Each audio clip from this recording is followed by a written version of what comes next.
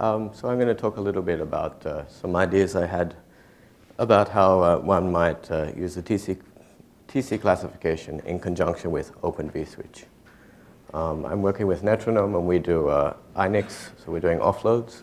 So that will also be a theme of this presentation. So the motivation of my work at Netronome is to help them to fully offload Open vSwitch. So this might be a software type offload, or being a hardware vendor, a hardware type offload to an INIC.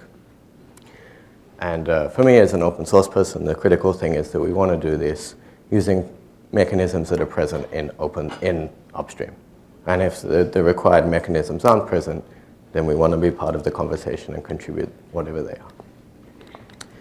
So just briefly, the Netronome view of the world of why offloading is super important is not using the mechanism that I'm going to describe in the rest of my presentation, but we've observed when offloading over vSwitch, we can get significant performance increase. So five times packet throughput while simultaneously using about half as much CPU. So that's the motivation for Netronome's interest in this work. Okay, so explain briefly about some new developments in TC, which is the eBPF classifier in actions. Now, the way that I'm planning to describing using TC in this presentation isn't specifically limited to eBPF, but it's a very interesting area to me. So I chose to use this as the example. So the basic architecture of an eBPF classifier is that you have an eBPF program.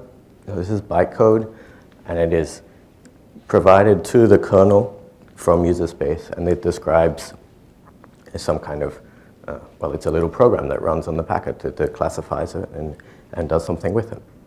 So here you can see in the diagram, it's the helper is running in user space. It provides the program to the kernel, to the eBPF classifier. And then there's also this notion of map. So a map is like a hash table, if you will, but it might not be a hash table, it might be an array. It's some kind of data structure that is visible both from user space using a syscall and inside the kernel. So they can share data. They can both see the data. So from an offloading point of view, of course, it depends on whether or not, or what type of hardware you have. But if you have programmable hardware, then it's fairly logical to take the eBPF, and you can run either the bytecode interpreting in the hardware, or you could JIT it and and push the JIT code down. So there seems to be a very clean and logical connection between programmable hardware and eBPF.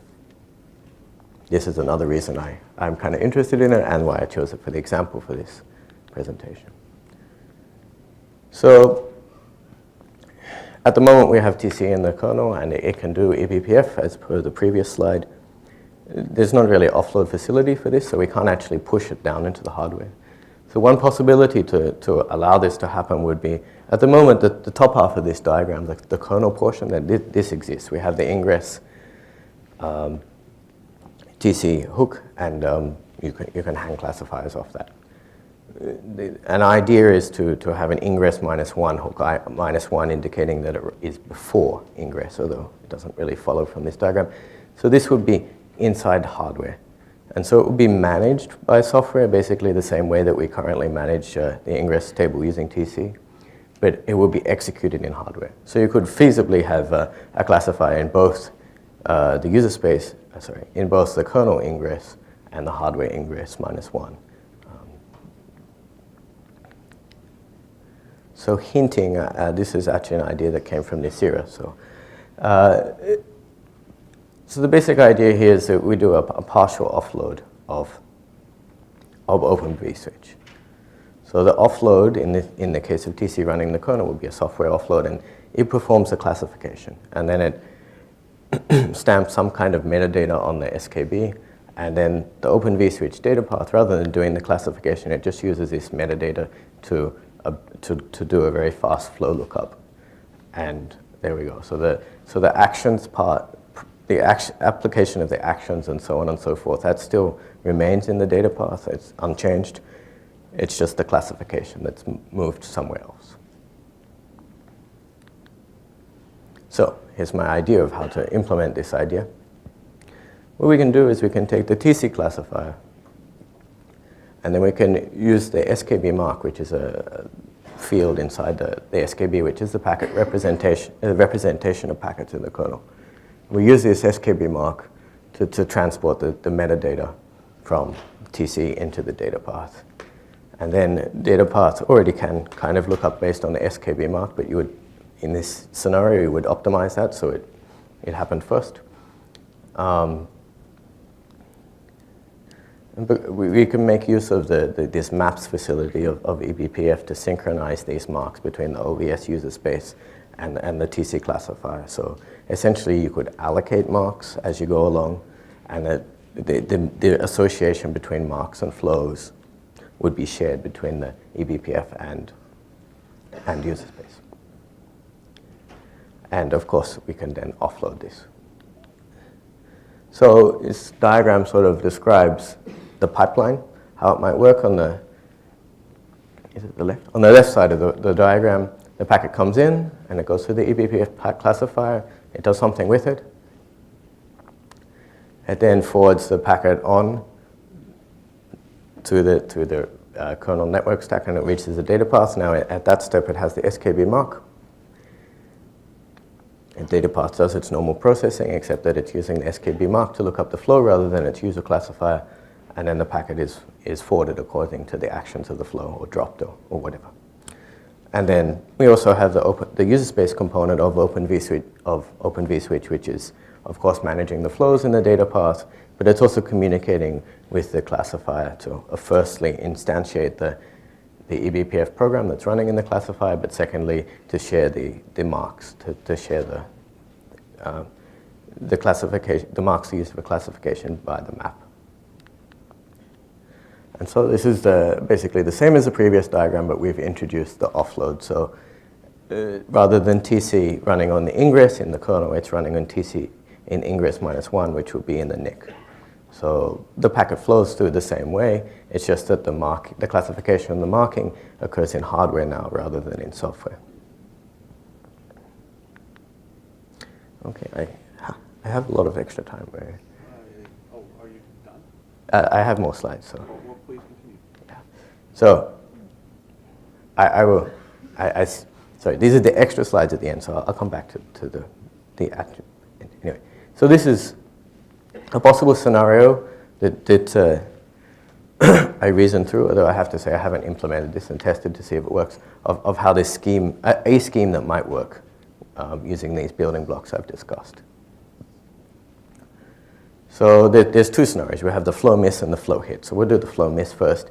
Firstly, the packet comes in to the iNIC, and it does some classification on it, and it doesn't know anything about this flow because it's never seen it before. So it just forwards it straight through to the data path, hasn't done anything with it. The data path looks it up. It also doesn't know anything about it because it's a miss. So it sends it up to the controller. There's nothing special about this so far. Then the OpenVSwitch-D allocates, if you will, an SKB mark for this. It does the rule lookup and so on and so forth, and formulates the megaflow, and then it associates an SKB mark with this. And it teaches the eBPF classifier, which in this case is running in hardware, but it could be running in software, what this mark is. It then does the usual scheme of adding the rules to the data path and also forwarding the flow. And then the data path forwards the flow out. And so this is kind of normal. We've just added this dotted line where it updates the map. Okay, so sorry, this. So now we move on to what happens if we have a hit. So the second packet for this same flow comes through. So in this case, in this case, the packet comes through. The eBPF classifier refers to its map, and it knows about it, so it adds the mark, and then it forwards it up into the kernel and and the kernel forwards it to the data path, The SKB has this mark, and so it does the lookup, the fast version of the lookup based on the mark. It finds the flow, it applies the actions, and the packet keeps going on its merry way, or is dropped, or whatever is desired. So, oh, sorry.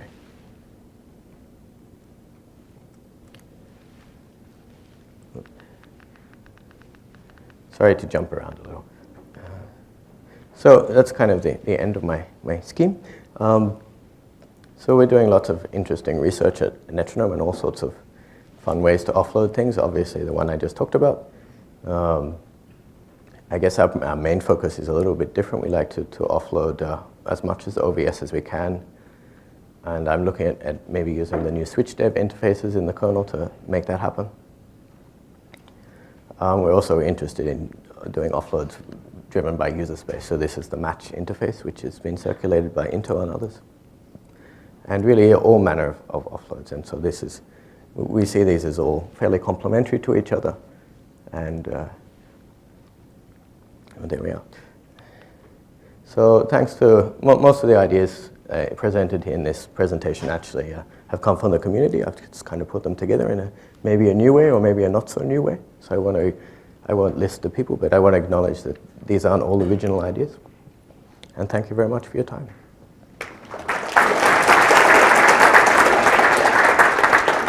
So thanks a lot, Simon.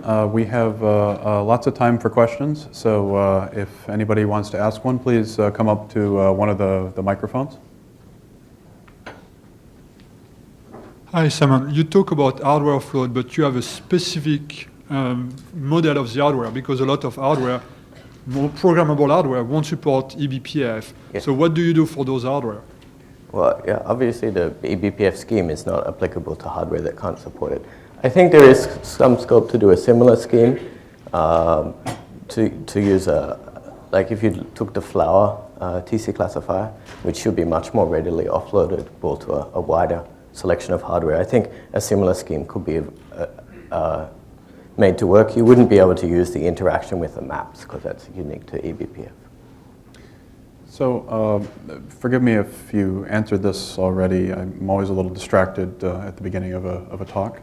But I guess I had thought of this approach of using the NIC to do a partial classification and then passing that along to the data path as something that we would do with hardware that isn't quite as smart as the Netronome hardware. I would have guessed that the Netronome hardware could do the whole thing because it's fully programmable. That's right. So basically, this is not really the Netronome. Netronome can do much more than this. Okay. But I'm a software guy, so I wanted to explore some ideas. Okay. And of course, Netronome can support this one too. Of course. If there's time for more questions, if anyone would like to come up and ask one. I have a quick one. When we looked at this too, we ran into the problem that eBPF doesn't support wildcard tables. And that was one of the main use cases of the pre-classify was doing a wildcard to offload a TCAM. Okay, so that's true. I would envisage in the particular scheme that I described it would be exact match. Right. Obviously, you would have megaflows in the. So you could. Inside the data path, the SKB would be the SKB mark would be associated with a megaflow. But inside the eBPF map, it would be an exact match. Okay, so you just flatten it just like OVS does? That's how I would see things. I suppose there's some scope to add some kind of wildcard support as, for example, a new type of map, but I haven't thought about that or explored it. Okay, great, thanks. Hi. Hi. I've heard a lot of talk today about connection classifications and so forth. And earlier, one of the keynotes, we talked about the proliferation of container-based applications and the proliferation of endpoints and so forth. And I'm wondering if you have any thoughts about implicitly classifying traffic based on the source IP address originating from a container specifically. I mean, how likely is the fact that a single container might have different classes that would require more resolution on that classification? Right, so that's very interesting. I did give some thought to perhaps just using some kind of static mapping between the flows and their marks, which would be just somehow known to the system. So for instance, the eBPF program would have some kind of little algorithm in it, and of course that could be customized at load time for the eBPF program. So I think it's possible. I can't really comment on